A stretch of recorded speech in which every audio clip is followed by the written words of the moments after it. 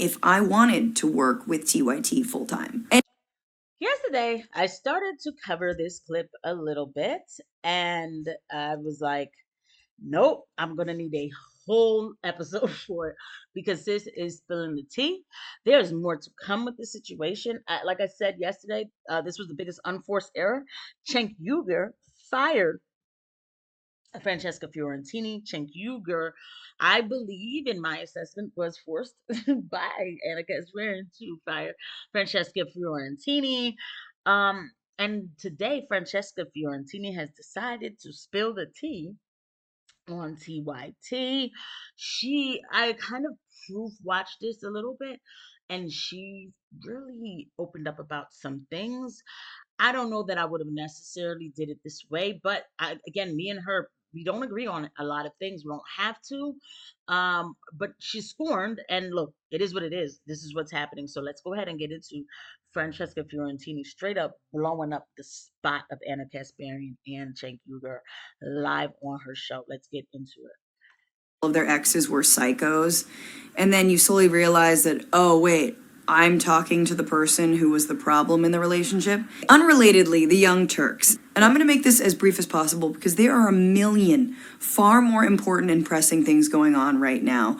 As you know, actual fascism. But to make it brief, Cenk Uygur, the head of TYT, recently hath forboten me from appearing on any TYT shows because, in part, I said that him capitulating to right-wing framing on many issues meant he was, quote, acting like a bitch. And the truth is, he was, and I'll explain that a little bit later. But first, some backstory. So I have been a contractor at TYT for 10 years now, appearing on all of the shows as a fill-in host, as a guest host during election coverage, on the TYT main show, on the Damage Report, and on Indisputable, along with a lot of other shows. I have always hopped on at the last minute, always helped out in a pinch. I guest host last minute, and yes, I was paid. And if you're watching this and you are a TYT contributor and you are not getting paid,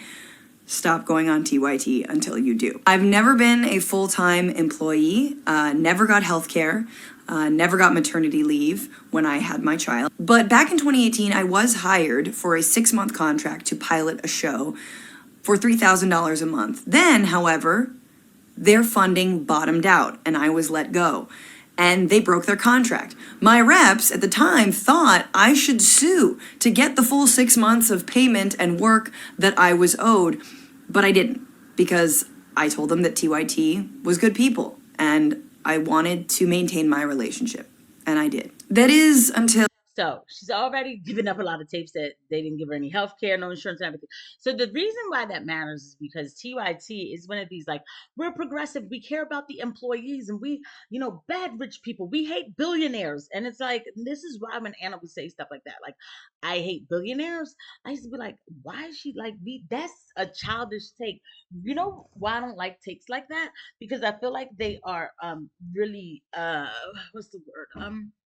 Not only are they a disservice to the person watching, but they are also like a I don't know. I just feel like it's insulting to your intelligence. By the way, guys, please don't forget to hit the like and subscribe button and the notification bell. Thank you to everybody who is watching. I see y'all watching. Yes, let's do this. Okay, so let's keep going with Francesca Fiorentini. things started to turn for TYT politically. And this started happening around the pandemic. Around the pandemic, Anna Kasparian seemed to become focused on the issue of homelessness, especially in a city that I used to call home, which is San Francisco. She had an objectively scary experience with an unhoused person, and in fact, I went back to see when she told her audience about this. And I do remember the day that Anna told the story on air. In fact, I was also on after she told that story, but I didn't hear it at the time. It was within an interview that she was doing with an author by the name of Michael Schellenberger, who had written the book San Francisco, Why Progressives Are Ruining Cities. Instead of focusing on housing market prices, on how homelessness often leads to things like addiction and mental illness, Schellenberger focuses on Democrats who thinks go too easy on the unhoused. I remember that I jumped onto the show right after he got off, after that interview. And the TYT audience was really pissed because they felt like the framing and the platforming of someone like Schellenberger was a disservice to the issue of homelessness, mental illness, and addiction. Anna apparently took that as the chat downplaying what happened to her rather than how the issues were presented. She's since gone on right-wing shows like Glenn Beck, Piers Morgan, and Jillian Michaels, among others, to retell this story and use it as rationale for why she feels the left left her, that maybe she's never been left, why she's politically homeless, or, politically unhoused. So here's the thing about that story. I didn't know that that's how it went because at the time when this happened to Anna Kasparian, I didn't see the initial thing that went down to even know. And look, I have to also understand that I'm taking this at face value that Francesca's saying that this is exactly what happened, and I have to believe that she's telling the truth. But and so I don't know because I wasn't there. I remember it being reported that like Anna was seeing that things weren't exactly how she was reporting it to be. This is why one thing on this channel is that I respect literally every eye that lands on these videos. And there have been videos where there's like one eye that landed on it, and that's fine. Because at the end of the day, I'm not going to tell you what's cool and hip because I'm on one side of the aisle. Nope.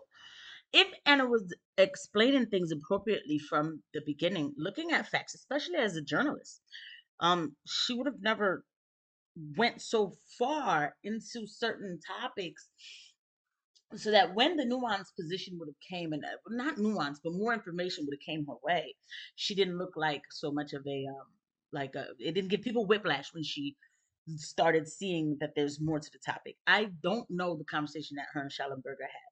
I do know when it comes to homelessness that there are bureaucratic and this is the classic liberals understand this too. They know this.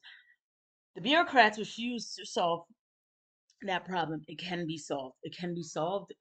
They purposely give them janky um, programs, if you will. I've seen it. I've worked in some of these programs. They're janky on purpose, just to keep them coming back for more type of thing. Never really solving issues. If they solve the issues, they won't have jobs, right? So there's a big system to the situation, and so we deserve real conversations about this, but we never. It's always a partisan conversation. One thing I will tell you that I'm noticing though is that people are getting tired of it and they're ready for more. They are ready for more. So let's keep going though. She's just got a lot to say. And I knew this would be more targeted towards Anna. She does go into Cenk a little bit, but this is more about Anna.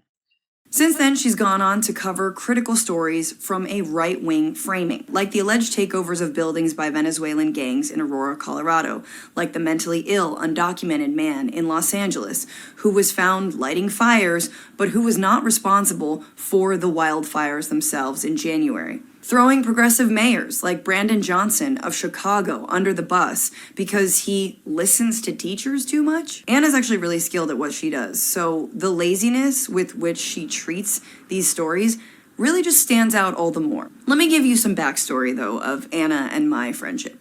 We've never been close, despite a hike, a dinner, and the time that she generously gave me a gift for my new baby and then explained to me that she was going to debate Ben Shapiro because, in her words, she, quote, felt she could win over his audience. Two moments with Anna stand out for me in terms of how I've always treated her. In 2016, I was working with AJ Plus and we were at the RNC. I had just started going on TYT a little bit and meeting everyone. And TYT was there, and Anna was there, and she was frustrated because she hadn't been booked on many appearances on camera, and instead, a panel of men mostly clogged up the day. I stood next to her and told her how annoying that was, and just tried to build her up in solidarity. Then in 2019, we went out to lunch in Los Angeles at an awesome spot that she knew of. And Anna confided to me that she was frustrated about leadership at TYT. How she wasn't involved in day-to-day decision making. When you hear leadership in TYT, that means she's frustrated with Cenk. And let me be clear, I don't want to make it seem like, all right, let's bash Anna. I'm not bashing Anna. Okay. I'm not. Um I just believe that people should come to a reality of their situation and be real with themselves before they get other people involved. What I'm probably going to end up having to do, how did this happen? Is make a second part to this video. She's dropping a lot of information. And how Cenk viewed her more as a kid sister rather than a co equal partner. And at the time, she wanted to branch out on her own and do videos on a new channel. I implored her at that moment to stay. I said that it's always women that tend to walk away from organizations, even when they've helped build them up to the point that they're at. I told her to fight for more of a decision making role and to not walk away. And she did. And it looks like the editorial decisions that we see being made at TYT are in part because she now has the reins.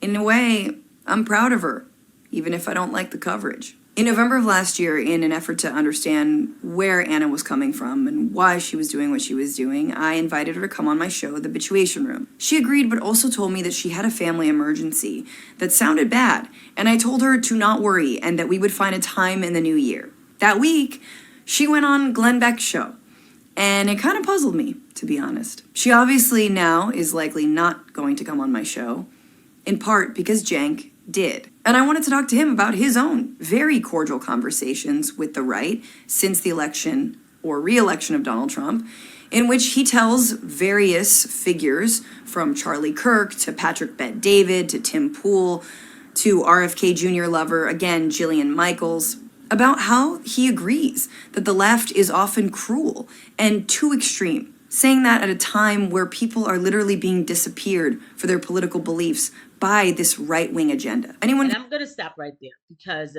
this video will end up taking like forever. I'm gonna do the second part, so look out for that. Then there's another. There's just so much coming out about this that I'm just trying to stay on top of it and cover it. This is the left's Daily Wire moment. I really believe, I'm telling you, Chang shot himself in the foot with this one. Again, I don't have to. The only reason why I'm saying I don't have to agree with everything that Fran says is because I want you to understand that I don't need somebody to be in 100% agreement with me for me to see their importance in a I don't know if I'm saying movement or just their value, right? For progressives. Francesca is a huge voice. She's loud, she's in your face, and she'll take on 5 conservatives at the same time if she wants to, without a problem. You know, she does not care. She wants it, she loves it. She's a little crazy. I'm a little crazy too. And I understand the passion that she brings to it. I get it. Shanks should not have done this. This was a bad idea. But you know, who am I? Keep it locked right here. I'll have more for you guys. Thank you for watching. There's more to come.